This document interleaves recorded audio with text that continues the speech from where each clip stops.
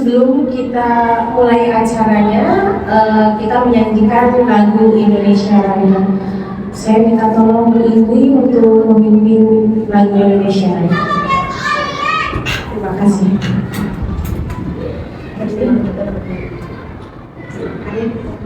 Hadirin dimohon berdiri.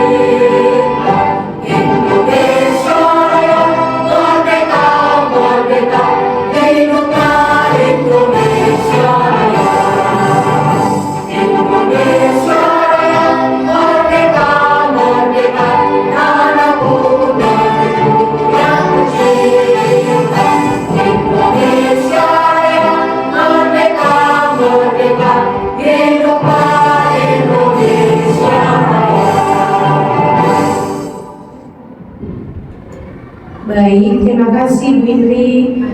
Hadirin dipersilakan duduk kembali.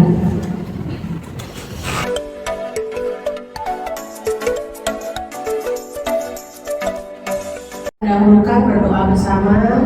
Saya minta Bu Isti memimpin doa dengan cahaya kuning. Ya, ayo Bu Isti, silahkan. Oke, siap dulu. Ya, saya ajak berdoa biasanya anak-anak supaya tertuju kepada saya perhatiannya dan mengkondisikan anak supaya siap untuk berdoa. Oke, ada lagunya. Ya, ikutin ya teman-teman semua, Bapak Ibu guru. Ya, bapaknya tinggal satu tapi tadi ke toilet tadi ya. Ya, itu dia. Jadi saya yang mimpin. Ya, sama-sama. 1, 2, 3. Tanganku ada 2, jarinya 5, ku susun keduanya. Mari kita berdoa. Bila kita berdoa, ku angkat tanganku. Berdoa sungguh-sungguh, tidak bersuara. Berdoa dimulai. Al-Fatihah.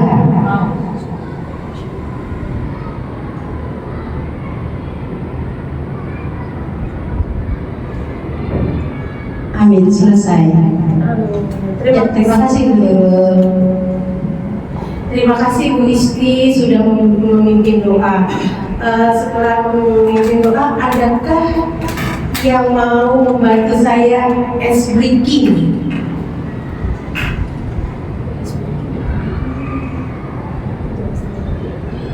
Saya Bu ice breaking. Oke, terima kasih Bu Vika bisa membantu. Penyemangat di awal.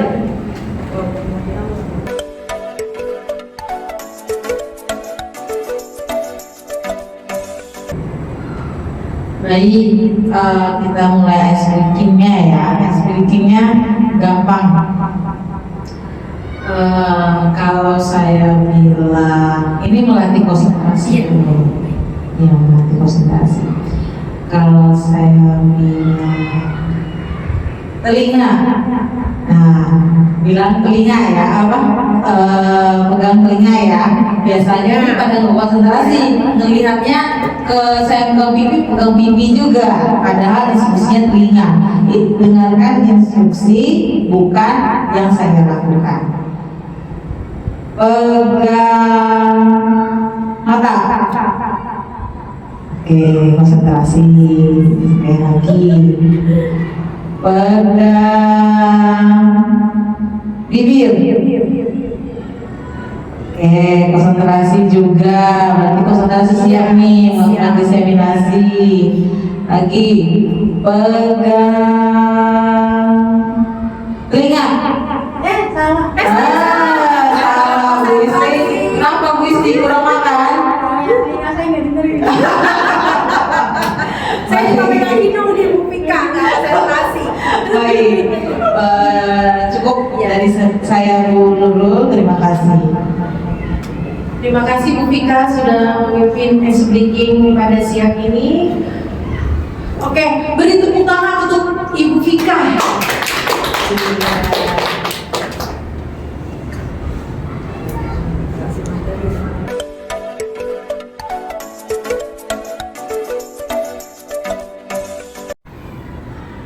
Bismillahirrahmanirrahim. Assalamualaikum warahmatullahi wabarakatuh. Waalaikumsalam warahmatullahi wabarakatuh. Yang saya hormati Kepala Sekolah SDN Sukapura 01 Ibu Fajar Sula Kurniawati. Yang saya hormati rekan guru sekalian. Saya Nurul Wijayanti, calon CGP Angkatan 8. Ya Bapak Ibu, sudah kenal ya? Kita perkenalan dulu. Sebelum saya melanjutkan diskusi ini, saya punya pantun, boleh ya? Oke. Ke lapangan membawa kedelai. Bawa unta ke tengah gurun. Sebelum presentasi dimulai, izinkan saya membawakan pantun. Terus satu ya, boleh lagi? Boleh. Siang-siang makan nasi, lauknya pakai ikan asin. Saya akan presentasi, mohon Bapak Ibu untuk diperhatikan. Siap. Oke. Di sini saya CGP Angkatan 8 memenuhi tugas diseminasi. Pada hari ini akan memaparkan materi tentang budaya positif yang mungkin nanti bisa bermanfaat buat Bapak Ibu di sekolah. Oke. Langsung dengan budaya positif ya Bapak Ibu. Budaya positif adalah suasana positif sangat mendukung dalam menciptakan pembelajaran yang kondusif. Karena dengan suasana yang positif, murid dan guru akan menemukan suatu kondisi pembelajaran yang menyenangkan sehingga proses pembelajaran dapat berjalan tanpa adanya suatu beban. Tetapi proses pembelajaran dapat berjalan tanpa kebutuhan, maksudnya sesuai dengan kebutuhan. Suasana positif juga akan membantu menggerakkan moral dan positif murid itu tersendiri. Nah, sehingga karakter murid itu tidak hanya berbentuk dari akademik ya atau intelektualnya saja, tapi juga dari lingkungan yang ada, yaitu lingkungan di sekitar sekolah. Ya. Budaya positif adalah nilai keyakinan ya dan kebiasaan-kebiasaan di sekolah yang berpihak pada murid dapat dikembangkan menjadi pribadi yang mandiri, kritis, penuh hormat dan bertanggung jawab. Nah, di sini disiplin positif merupakan suatu cara penerapan disiplin tanpa kekerasan dan ancaman yang dalam praktiknya melibatkan komunikasi yang efektif antara guru dan murid. Maksudnya ancaman misalkan kamu jangan berisik gitu ya. Ancaman-ancaman tersebut kepada muridnya. Yang kedua, dalam penerapan disiplin positif ini, murid diajarkan untuk memahami konsekuensi dari perilaku mereka. Selain itu, disiplin positif juga mengajarkan murid untuk tanggung jawab serta rasa hormat dalam berinteraksi dengan lingkungan. Di sini di lingkungan ini lingkungan sekolah, ya terutama lingkungan kelas. Jadi disiplin positif merupakan salah satu cara penerapan disiplin yang bertujuan untuk menumbuhkan kesadaran serta memperdayakan murid untuk melakukan suatu tanpa bosankan ancaman atau hukuman. Nah, di sini disiplin positif akan menumbuhkan nilai-nilai kebajikan. Di antara nilai-nilai kebajikan tersebut adalah sifat-sifat positif manusia yang merupakan tujuan mulia yang ingin dicapai setiap individu. Nah, nilai-nilai yang bersifat universal dan lintas bahasa, suku, bangsa, agama maupun latar belakang. Setiap perilaku atau perbuatan memiliki suatu tujuan. Yang ketiga, dengan mengaitkan nilai-nilai kebajikan yang diyakini seorang, maka motivasi intrinstiknya akan terbangun, sehingga menggerakkan motivasi dari dalam untuk mencapai tujuan mulia yang diinginkan. Oke, nilai-nilai kebajikan anak Indonesia yaitu terdapat di profil pelajar Pancasila, ya.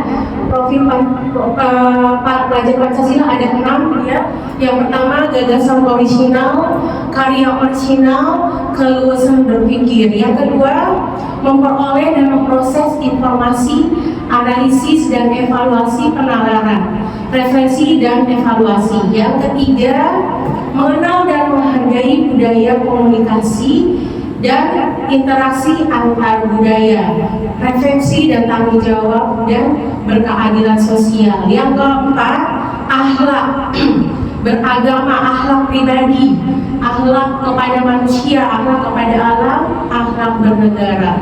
Dan selanjutnya yang mandiri, kesadaran akan diri dan situasi dan regulasi diri. Yang terakhir, bergotong royong, kolaborasi, kepedulian dan berbagi. Nah, profil pelajar Pancasila sudah tahu semua ya, Bapak Ibu guru? Ya, kita lanjut, yaitu teori motivasi. Ya, teori motivasi di sini yang pertama adalah untuk menghindari ketidaknyamanan atau hukuman. Apa yang akan terjadi apabila saya tidak melakukannya? Yaitu termasuk di sini yang pertama yaitu motivasi eksternal, ya. Yang kedua, untuk mendapatkan imbalan dari orang lain, institusi. Apa yang akan saya dapatkan apabila saya melakukannya? Jadi mendapat imbalan, ya. Yang kedua berarti termasuk motivasi eksternal, ya. Yang ketiga, untuk menghargai diri sendiri. Saya akan menjadi orang yang seperti apabila saya melakukannya. Nah, itu termasuk yang ketiga, motivasi internal atau tujuan disiplin positif. Nah, keyakinan kelas, mengapa tidak peraturan saja? Mengapa harus keyakinan kelas yang kita jalankan di kelas, ya, kepada anak murid? Nah, menurut saya karena untuk mendukung tumbuhnya motivasi intrinstik, kembali ke nilai-nilai atau keyakinan-keyakinan bila menggerakkan seseorang dibandingkan mengikuti serangkaian peraturan tertulis tanpa makna.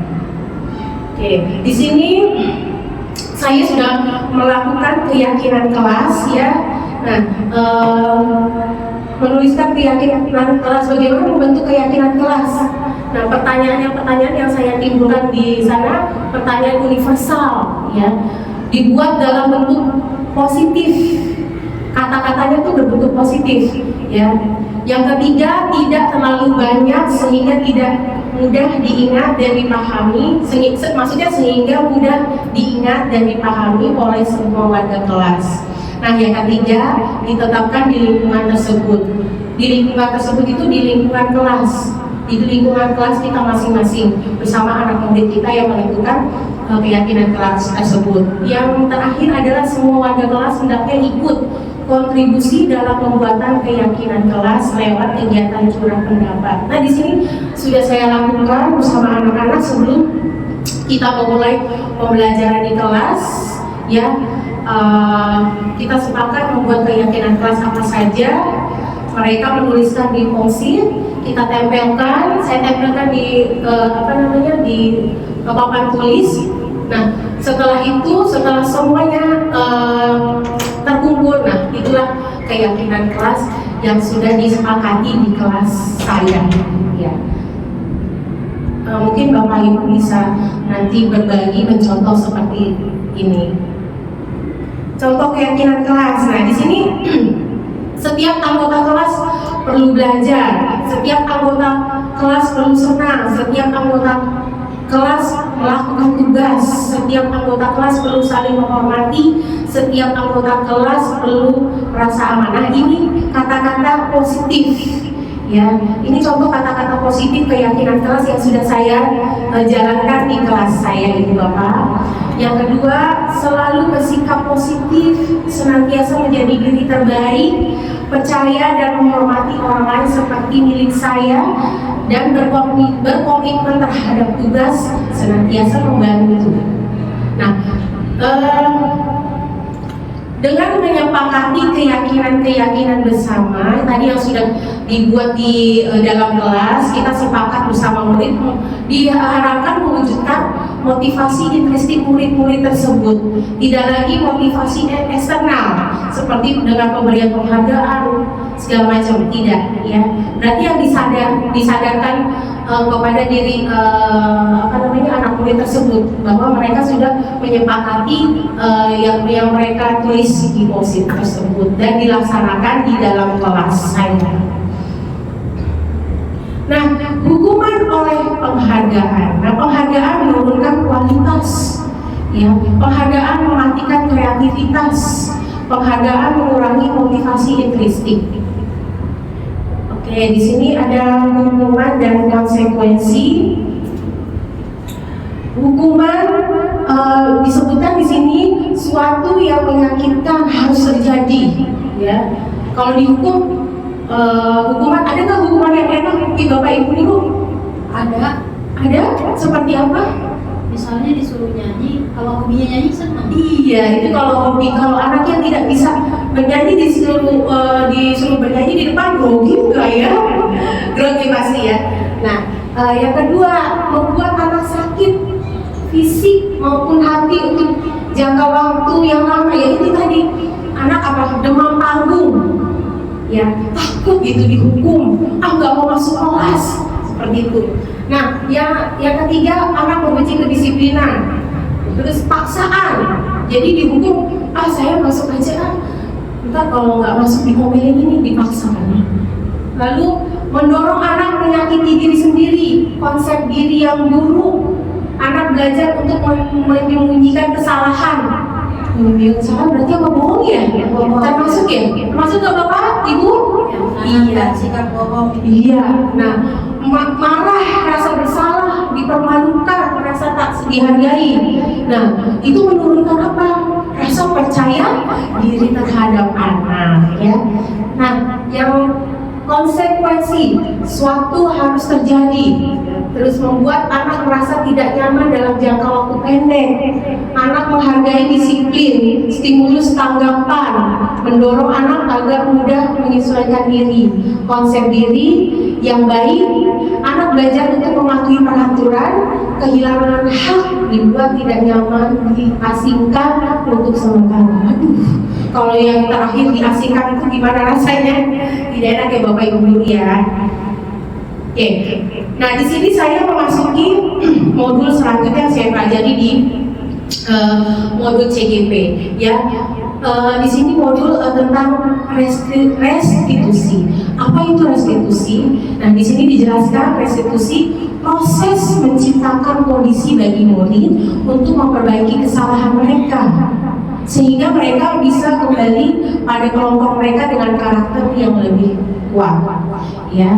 Nah, yang kedua, proses kolaboratif yang mengajarkan murid untuk mencari solusi untuk masalah mereka dan membantu murid berpikir tentang orang seperti apa yang mereka inginkan atau tujuan mulia dan bagaimana mereka harus memperlakukan orang lain, ya. Nah, ciri-ciri restitusi bukan untuk menebus kesalahan, namun untuk belajar dari kesalahan, ya. Yang kedua, memperbaiki hubungan dengan siapa? Dengan guru dan murid, ya. Tawaran bukan paksaan, ya. Ketika anak membuat kesalahan, kita membenarkan juga tidak boleh, ya. Kita membantu bagaimana anak itu bisa berbuat yang lebih baik dari yang sebelumnya. Nah, restitusi menuntun untuk melihat ke dalam diri, ya. Restitusi mencari kebutuhan dasar yang mendasari tindakan mereka. Misalkan tindakan mereka tidak membuat PR, apakah itu benar, apakah itu dibenarkan oleh guru, ya. Nah, restitusi diri adalah cara yang paling baik. Nah, restitusi fokus pada karakter bukan tindakan. Restitusi fokus pada solusi, ya. Restitusi mengembalikan murid yang berbuat salah pada kelompoknya. Oke, di sini ada identitas sukses. Nah, ini identitas sukses disiplin. Yang di sebelahnya identitas gagal hukumannya. Yang pertama, identitas gagal hukuman, sesuatu yang menyakitkan harus terjadi yang tadi, ya, dihukum. Memang harus dihukum dan menyakitkan, ya. Tidak nyaman untuk murid atau anak dalam jangka waktu panjang. Korban mendapatkan keadilan, murid atau anak akan tersakiti. Perilaku pasif agresif meningkat. Sistem tidak akan berjalan bila murid tidak kuat. Berlaku hanya pada sebuah institusi, tidak berlanjut pada kehidupan nyata. Nah, ada peraturan adalah kamu harus, gitu ya. Kamu harus. Nah, tuh, ya. Murid akan membenci peraturan. Ya, ada nggak ya Bapak Ibu guru murid yang tidak membenci peraturan? Kira-kira ada? Ada ya? Banyak ya Bu ya. Anak-anak yang berprestasi biasanya suka dengan menaati aturannya. Oh iya, benar-benar juga Bu Isti ya. Nah, identitas sukses disiplin, ya. Konsekuensinya sesuatu harus terjadi. Nah, restitusinya adalah merupakan pilihan, ya. Nah, tidak nyaman untuk murid atau anak untuk jangka waktu pendek. Restitusinya, ya, perbaikannya, menguatkan untuk murid atau anak dalam jangka waktu panjang, ya. Korban bisa diabaikan, restitusinya korban mendapatkan ganti. Murid dan anak dibuat tidak nyaman, ya, konsekuensi. Nah, restitusinya perbaikannya adalah murid atau anak mendapatkan penguatan, ya. Lagi konsekuensi, penguatan hanya bertahan dalam jangka waktu pendek, sedangkan restitusinya malah terpecahkan. Maksudnya masalahnya terpecahkan, ya. Memerlukan monitoring dan supervisi terus-menerus dari guru kepada anak, ya, tentunya. Murid belajar bertanggung jawab untuk perilakunya, ya, perilaku yang tidak baik jadi baik, ya.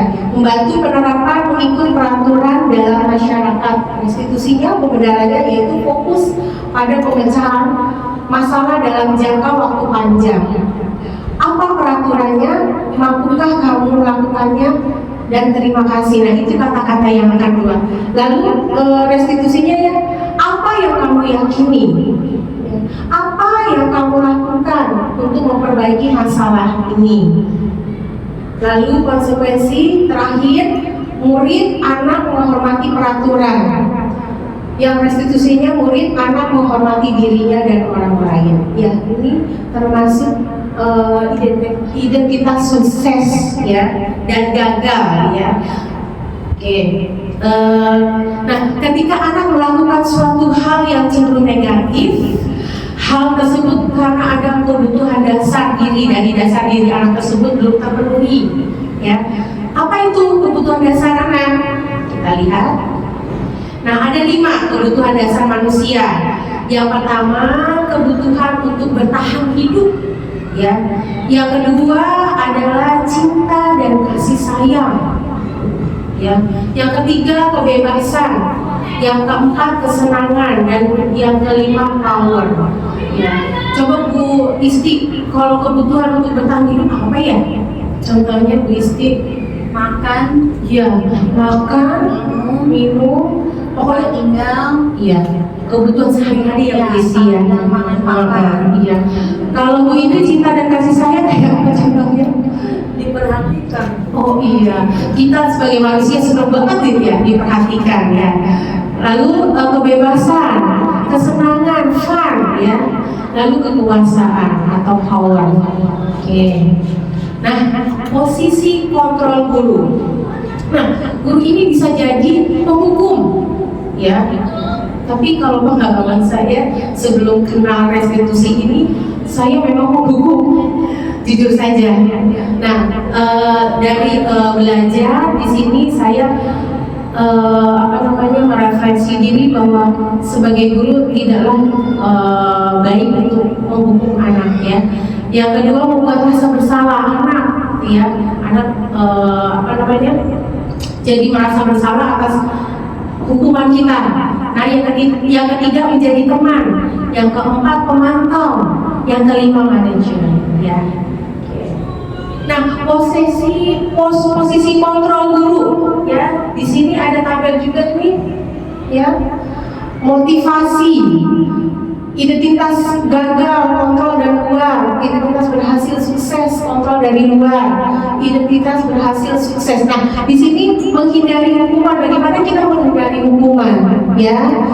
Guru berbuat penghukum, menghadik, menunjuk-nunjuk, menyakiti, menyindir-nyindir. Pernah nggak ya Bu? Pernah nggak ya Ibu Guru? Iya. Dalam tidak sadar ya Bu ya. Karena apa? Karena emosi ya. Emosi anak sudah berbuat salah. Benar nggak ya Bu? Iya betul. Benar ya. Nah, membuat orang merasa bersalah, berceramah dan mengatakan seharusnya ibu kecewa. Ini yang seharusnya dilakukan ya.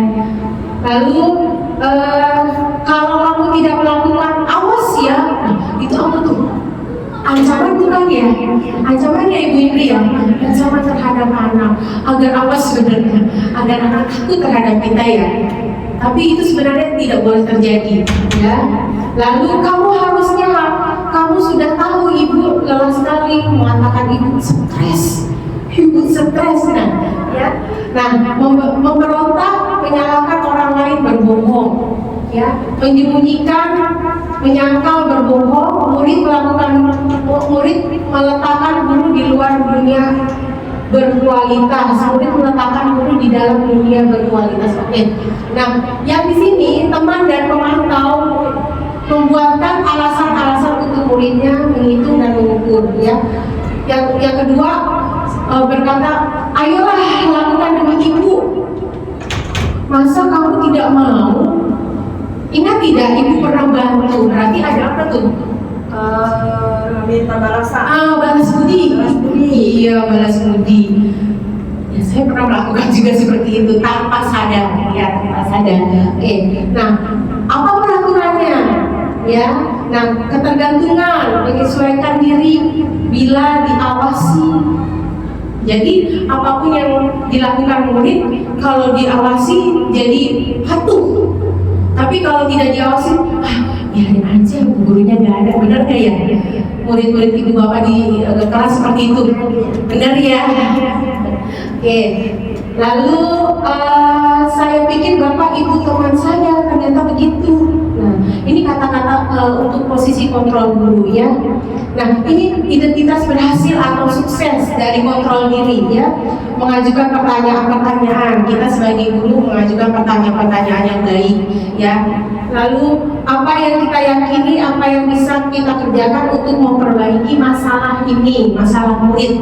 Misalkan murid tidak belajar, bagaimana yang perlu dibenahi agar murid mau patuh untuk belajar ya.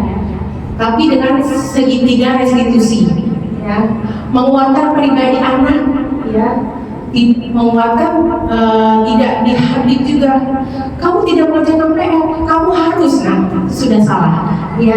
Murid meletakkan dirinya sebagai individu yang positif dari dunia berkualitas ya. Jadi murid selalu berpikir positif. Bagaimana cara saya bisa memperbaiki keadaan ya. Lalu mengevaluasi diri, bagaimana cara memperbaiki diri. Nah, ini yang terakhir, mengevaluasi diri untuk bagaimana cara memperbaiki diri anak tersebut ya. Misalkan contohnya anak jarang anak selalu terlambat ya.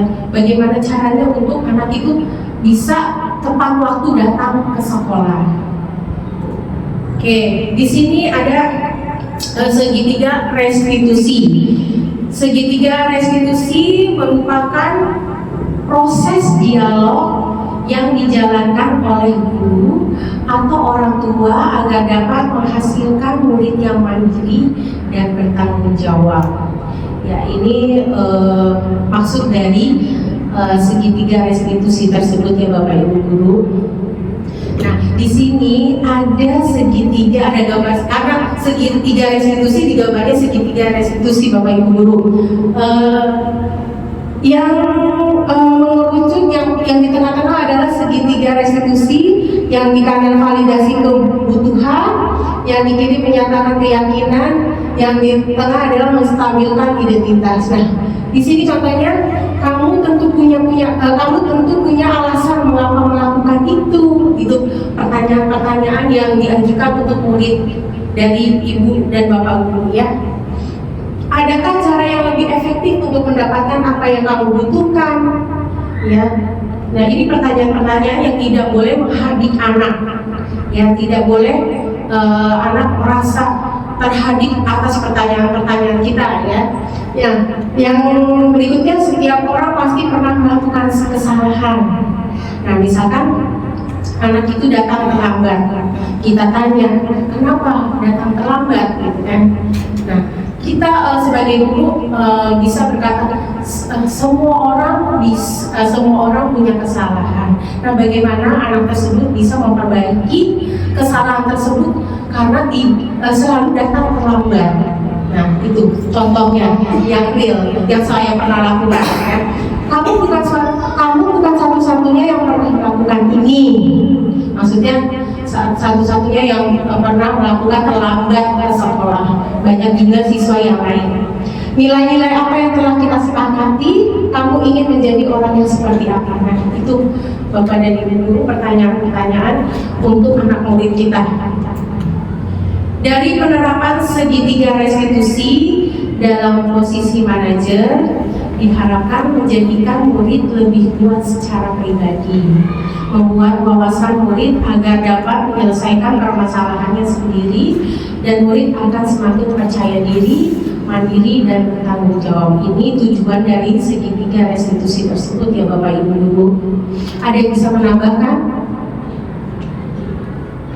Asia, kita lanjut. Nah, menstabilkan identitas untuk membuat anak yang merasa gagal karena berbuat salah menjadi positif terhadap dirinya. Nah, ini contoh-contohnya. Guru berkata, berbuat salah itu hal yang manusiawi. Tidak ada manusia yang sempurna. Bapak atau ibu juga buat salah. Pasti pernah buat salah maksudnya ya. Kita pasti bisa menyelesaikan permasalahan ini. Bapak atau ibu tidak tertarik untuk mencari tahu siapa yang benar, siapa yang salah. Bapak ibu lebih tertarik untuk menyelesaikan masalah. Nah, yang terakhir adalah kalau kamu menyalahkan dirimu sendiri terus-menerus, apakah kamu bersikap baik pada dirimu sendiri? Nah, inilah pertanyaan-pertanyaan yang diajukan pada murid dalam pembelajaran segitiga restitusi. Nah, validasi tindakan yang salah. Di sini bisa disebutkan ya, membantu siswa mengenali basic atau need atau kebutuhan yang ingin dipenuhinya ketika melakukan kesalahan itu. Pada dasarnya setiap tindakan manusia tujuannya adalah memenuhi basic needs. Apakah itu power, freedom, love, atau belonging yang tadi ya Ibu Bapak ya yang sudah saya terangkan tadi, fun atau survival. Nah, guru berkata, kamu bisa saja melakukan hanya lebih baik, lebih buruk, tapi kamu tidak melakukannya kan? Nah, ini pertanyaan-pertanyaan. Kamu pasti punya alasan mengapa melakukan. Apa yang penting bagi kamu? Kamu boleh tetap berusaha menjaga sikap itu, tapi tambahkan sikap yang lain yang baru. Maukah kamu belajar cara lain untuk mendapat yang kamu butuhkan tanpa harus memukul? Misalkan anak itu habis nonjok orang ya. Nah, apakah kamu bisa melakukan dengan lebih baik besok lagi? Nah, ini pertanyaan-pertanyaan yang menggugah untuk anak-anak kita. Nah, menanyakan keyakinan. Anak melihat kesalahannya dihubungkan dengan norma sosial dan nilai-nilai yang mendasari manusia berinteraksi dengan orang lain. Ya. Guru berkata, apa nilai yang kita percaya di kelas atau sekolah kita? Nilai-nilai universal apa yang telah kita sepakati? Kelas yang ideal itu seperti apa? Kamu ingin jadi anak seperti apa? Ini pertanyaan-pertanyaannya. Apa yang kamu rasakan ketika kamu melakukan itu? Kamu menjadi orang seperti apa? Berikutnya,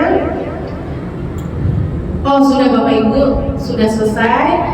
Terima kasih sudah mendengarkan pemaparan dari saya. Apabila ada masukan-masukan boleh diutarakan.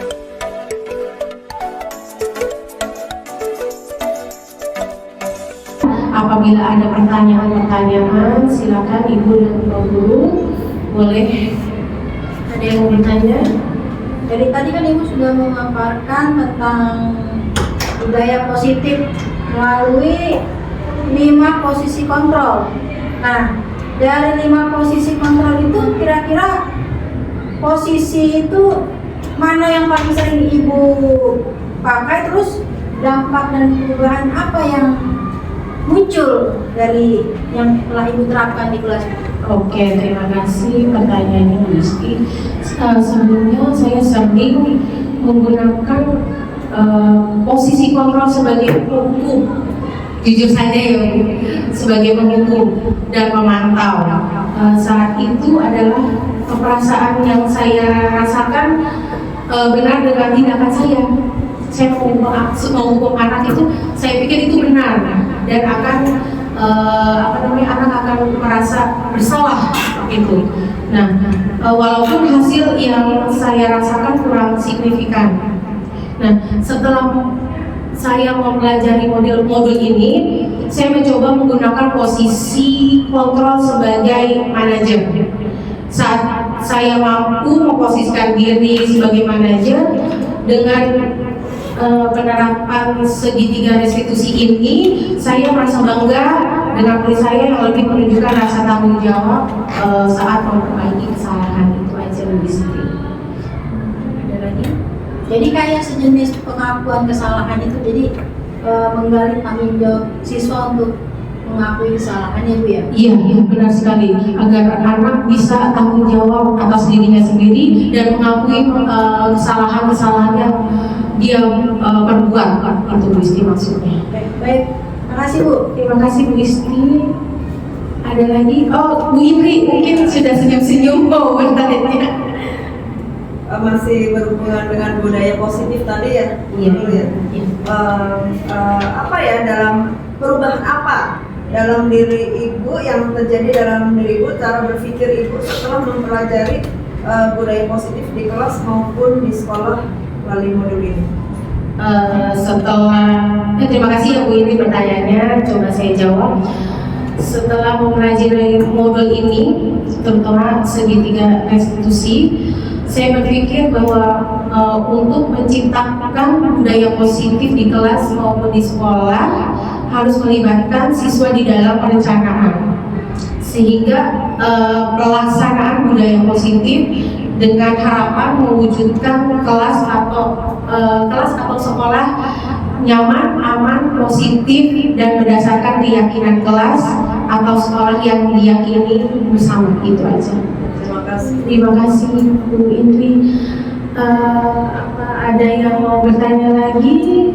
Kayaknya Bu Isti udah mau senyum-senyum mau bertanya. Jadi saya mau tanya Bu, dari pengalaman Ibu menerapkan konsep positif baik, bagaimana cara Ibu untuk memulai memunculkan sikap positif kepada anak? Jadi dan munculnya budaya positif apa yang menonjol di kelas Ibu? Oke, terima kasih pertanyaannya Bu Isti, bagus sekali pertanyaannya. Nah, pengalaman yang pernah saya alami dalam penerapan konsep modul budaya positif ini, terutama modul budaya positif, ketika saya mempunyai keinginan untuk menjadi mendisiplinkan siswa, ya, dengan memposisikan diri saya sebagai manajer.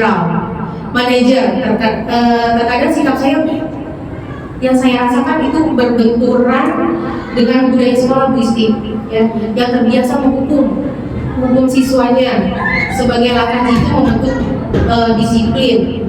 Saya pikir dengan menghukum siswa itu anak bisa disiplin, bisa mematuhi apa yang kita kerjakan suruh gitu kan. Tapi ternyata tidak gitu, ya.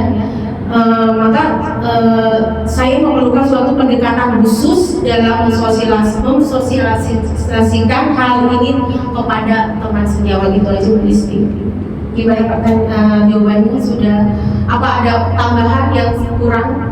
Ya, cukup. Oke, terima kasih. Pertanyaan keempat, apakah ada yang mau bertanya, Ibu dan Bapak? Saya boleh nanya lagi nggak Bu? Boleh, Bu Indri. Silakan Bu Indri. Begini Bu, selain konsep-konsep yang tadi sudah dijelaskan oleh Bu Nurul ya, yang ada dalam Bu Nurul tadi, adakah hal-hal lain yang menurut Bu Nurul itu penting untuk dipelajari dalam proses menciptakan budaya positif baik di lingkungan kelas maupun di lingkungan sekolah? Terima kasih Bu Indri. Coba saya jawab, kalau kurang tolong dikasih masukan ya. Hal yang menurut saya penting dalam menciptakan budaya positif adalah kolaborasi dengan teman sejawat, kerjasama yang baik dengan teman sejawat, yang tidak teman sejawat saja sih, warga sekolah terutama tentunya ya. Yang kedua yaitu sarana prasarana sekolah harus mendukung. Nah, kerjasama warga sekolah Bu Indri dalam mewujudkan nilai-nilai kebijakan diperlukan agar dapat membangun budaya positif. Nah, sarana prasarana sekolah sangat menunjang untuk mewujudkan sekolah yang nyaman, aman dan mendukung proses pembelajaran yang menyenangkan. Begitu pendapat saya Bu Indri. Boleh ditambahkan kalau kurang. Cukup, alhamdulillah. Sebelum saya menutup paparan saya, apakah ada yang mau menambahkan? Ini saya masih bingung ini Bu. Kan kalau untuk jumlah siswa dikit mungkin kita bisa mengontrol dengan sedemikian detail soal perilakunya. Sementara kan sekarang kan pertama siswa banyak, yang kedua latar belakang siswa berbeda-beda. Itu kira-kira butuh berapa lama untuk penanaman budaya positif ini? Kalau menurut saya tergantung dari anak tersebut ya. Kita kan berusaha sebagai guru untuk bisa menanamkan nilai-nilai budaya positif itu kepada anaknya Bu Isti. Tergantung gurunya saja yang mengarahkan anak-anak tersebut untuk bisa seperti itu. Biasanya kan learning by doing. Nah, iya. Sepanjang hayat. Nah, iya, sepanjang hayat. Benar. Tidak ada hentinya ya Bu ya. Terus menerus ya Bu Isti ya. Aku masukan saya itu aja. Jadi gak apa-apa, bagus. Ada lagi masukannya? Yang karakter Pancasila tadi Bu. Oh iya, yang profil Pancasila, pelajar Pancasila ya Bu. Iya. Oke.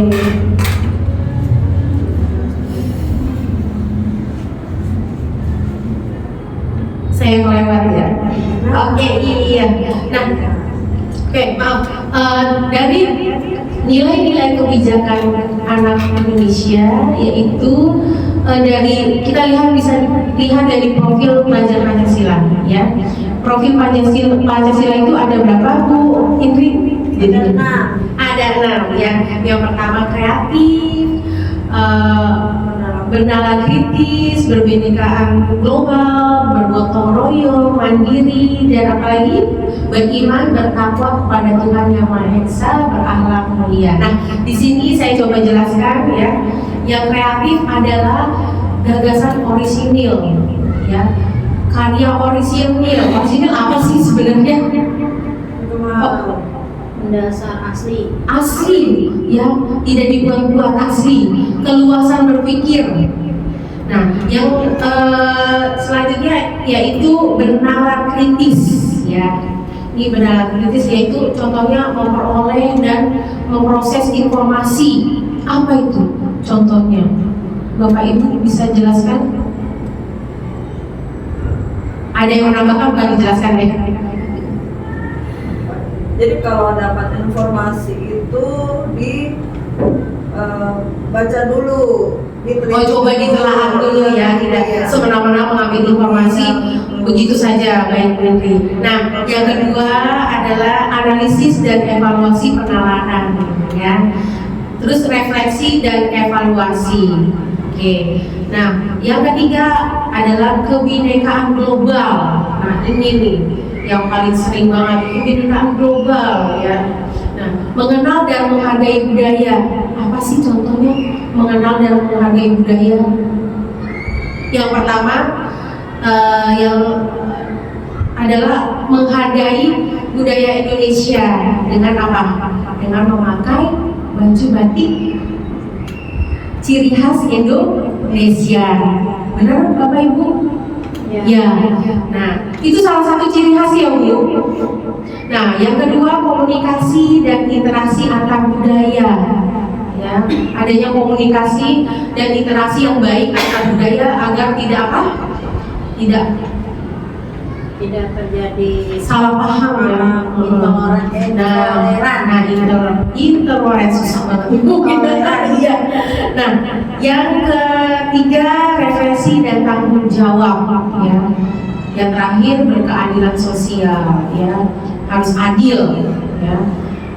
Yang beriman bertakwa kepada Tuhan yang Maha Esa, contohnya yaitu beragama,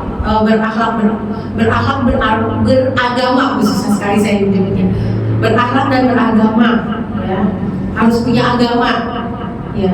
Yang kedua akhlak pribadi, bagaimana caranya kita pribadi mempunyai akhlak yang santun ya, yang apalagi saling menghormati ya, akhlak kepada manusia, akhlak kepada alam, akhlak bernegara. Ternyata banyak sekali ya, ada alam, bernegara, manusia. Nah, berhubungan salah satunya itu ya. Nah, mandiri adalah kesadaran akan diri dan situasi ya. Yang kedua regulasi dan diri. Nah, bergotong royong itu contohnya kolaborasi, kepedulian dan berbagi. Kolaborasi itu contohnya seperti apa? Ada yang tahu? Ibu bisa menambahkan saya? Bu Vika atau? Ya, bagaimana Bu? Berkolaborasi berarti kita yang tidak berkolaborasi antara siswa gitu ya? Iya. Bersama siswa dengan guru ya Bu Vika ya. Ya. Dan yang kedua itu kepedulian antar siswa dan guru dan warga sekolah. Yang ketiga itu berbagi, ini yang penting, berbagi contohnya seperti apa Bu Isti? Menggali kepekaan untuk menyumbang korban bencana. Nah, ya itu contoh-contohnya. Terus teman yang kekurangan, yang kesusahan yang Isti ya, kita saling berbagi. Oke. Dari pemaparan saya, apakah sudah jelas? Apa ada yang perlu ditambahkan? Sudah jelas Bu. Sudah, alhamdulillah. Mudah-mudahan dari pemaparan saya ini bisa menggugah ibu bapak guru untuk bisa menerapkan segitiga restitusi di dalam kelas untuk anak murid bapak dan ibu. Terima kasih. Saya akhiri. Assalamualaikum warahmatullahi wabarakatuh. Waalaikumsalam warahmatullahi wabarakatuh. Belum 1 jam.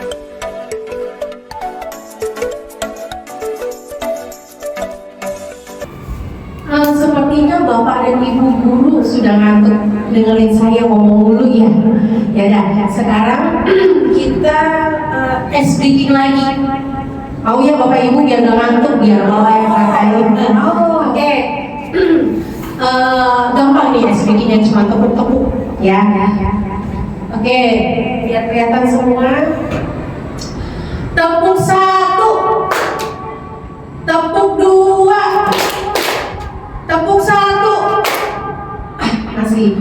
masih konsentrasi. Tepuk 3, tepuk 4, tepuk 1, tepuk 2, tepuk 4. Ya, ternyata ada yang tidak konsentrasi, sudah ngantuk ya, Bu Indri. Ya, aku belum makan siang. Bu. Iya, soalnya di tengah-tengah siang hari bolong ini saya ya. Ya, terima kasih. Kita lanjutkan dengan materi berikutnya, Ibu Bapak.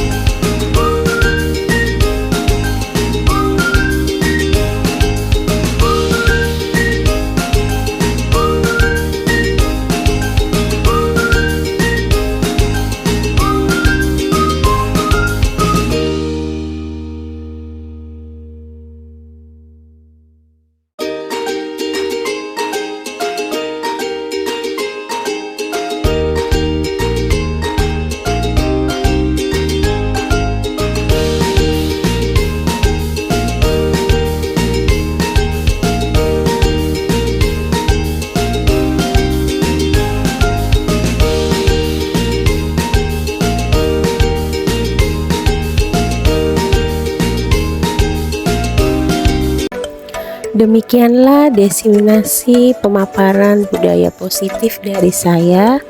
Semoga video ini dapat bermanfaat bagi Bapak dan Ibu guru untuk bisa diimbaskan kembali kepada peserta didik di kelas Ibu dan Bapak. Sekian dari saya. Wassalamualaikum warahmatullahi wabarakatuh.